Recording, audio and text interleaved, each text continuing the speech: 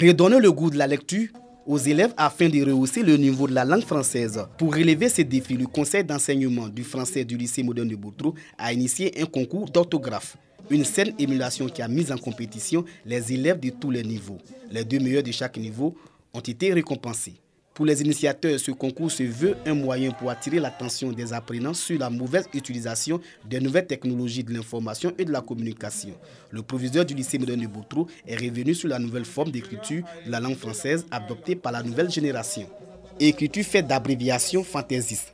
Konig Bellet a donc exhorté les élèves à la lecture afin d'améliorer leur écriture. Chers élèves, pour réussir l'exercice sur lequel vous avez été évalués, il faut beaucoup lire. Quand on lit, on a le savoir.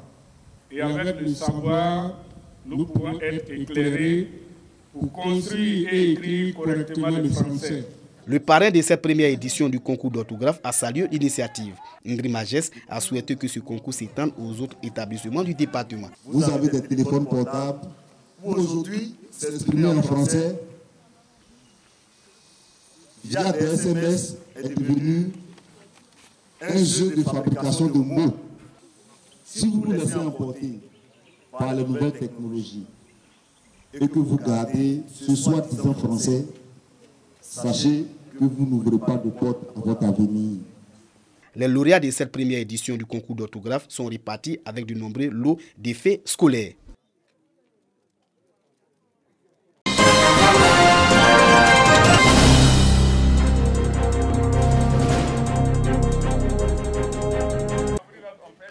Le 8 avril dernier, 10 personnes ont perdu la vie et d'autres portées disparues sur le fleuve Sassandra, dans la localité de Sikatio, dans le département de Méagui, au sud-ouest de la Côte d'Ivoire. La majorité des victimes étaient des élèves. Ils revenaient des congés de Pâques. Presque 2 mois après, les populations restent marquées par ce drame. Selon les riverains, chaque traversée rime avec l'angoisse de chavirer. La traversée, c'est dur, quoi. C'est pas facile, mais c'est la route. On est obligé de passer par là. On ne peut pas faire autrement. Donc on prend ces risques-là pour traverser.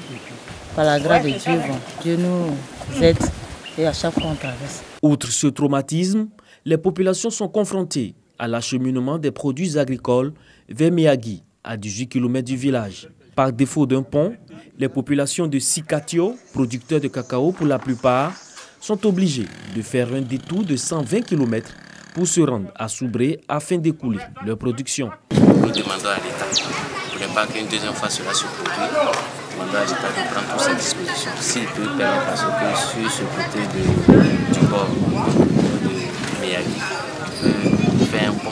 Isolés par le fleuve Sassandra, les populations du village de Sikatio espèrent aujourd'hui la construction d'un pont. Un pont pour mettre fin à leur calvaire. Mais en attendant, certains continuent de braver le danger dans des pirogues de fortune.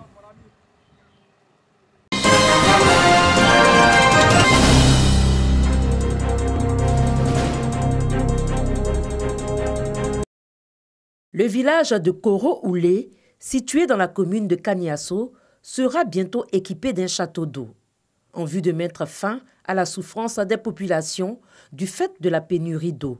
Le maire de la commune de Kaniasso, Chantal Lafani, a, au cours d'une cérémonie, procédé à la pose de la première pierre du château d'eau de Koro-Oulé. Elle a exprimé sa gratitude au gouvernement pour le financement de ce projet. Pendant cette période d'1 an, que nous avons eu un problème avec le château d'eau. Quand vous venez ici dans ces régions éloignées qui n'ont pas forcément accès à l'eau, vous comprenez leur souffrance. Je suis une femme, je suis une mère. Avoir le minimum. Aujourd'hui, nous avons l'eau à Kaniasso, nous disons merci.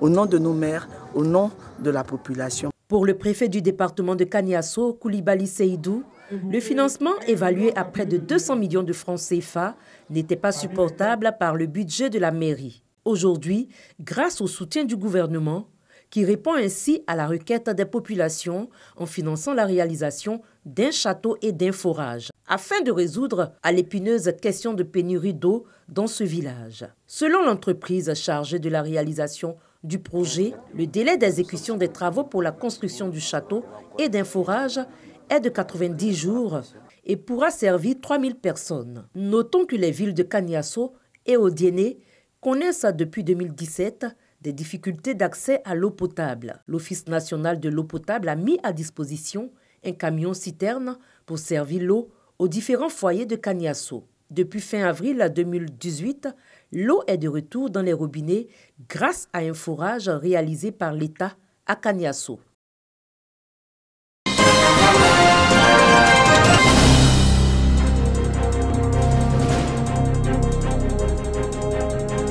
Une opération de charme menée par la Chambre de commerce et d'industrie de Côte d'Ivoire dans la région de la Nawa, une région qui compte d'importantes unités industrielles et des PME.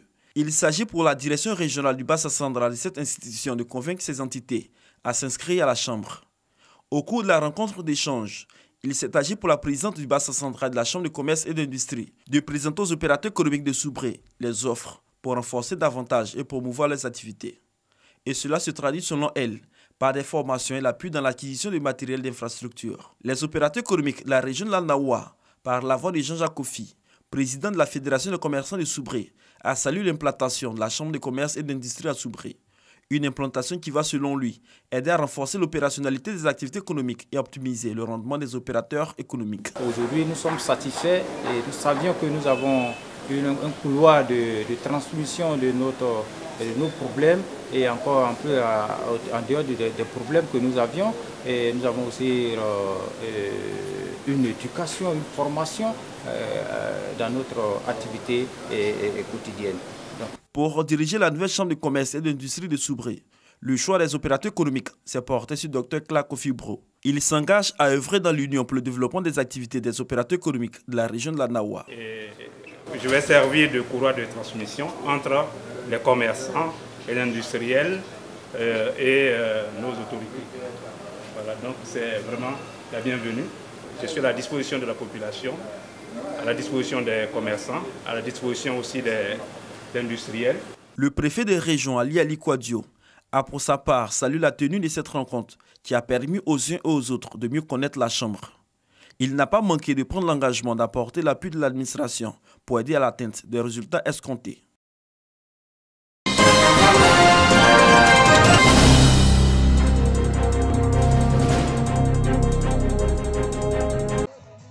Gaumont, sous-préfecture dans le département de Sekensi. La localité a vécu une fête des mères sur fond de reconnaissance spéciale aux veuves, aux femmes très démunies et à celles n'ayant jamais enfanté.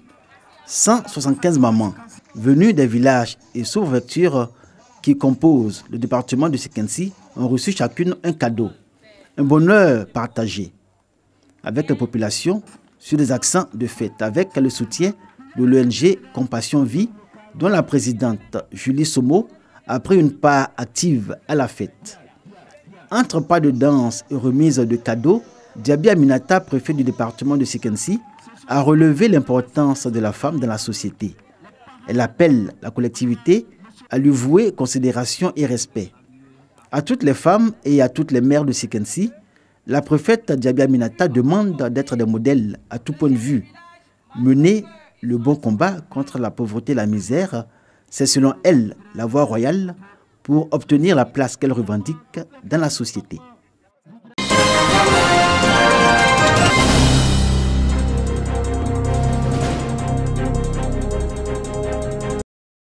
Une séance de balayage des rues. Nous sommes à Bengassou, sous-préfecture dans le département de Bokanda, région du Nzi. À la tâche, des personnes du 3e âge. Ce sont des mamans mobilisées à l'occasion de la fête des mères. Elles ont choisi de mener une action citoyenne à l'occasion de cette célébration. Ces mamans sont venues des 25 villages qui composent la sous-préfecture de Bengassou. Une initiative de l'ONG Siapossoula Henriette. Ces mamans du 3e âge ont reçu divers cadeaux au cours d'une rencontre au foyer des jeunes de la ville. Je suis très content. L'année prochaine, il faut que tout le monde ait qu'à avoir un cadeau. Ce geste a trouvé son prolongement dans diverses habitations où le président de l'ONG, Tano Amoua Christian, a distribué des kits alimentaires à plusieurs familles. Le sous-préfet de Bengassou, Abi Diabagaté, a salué l'initiative de l'ONG Siapossoula Henriette pour cette journée d'hommage aux mères qui s'est prolongée jusque dans la soirée. Avant la fête, le matin, une messe d'action de grâce célébrée par le père Kakou Bandé André leur a été dédiée. Dans son prêche, il a demandé au Seigneur de soulager toutes les femmes qui vivent des situations difficiles et leur donne la force et le courage de mener le combat pour leur dignité.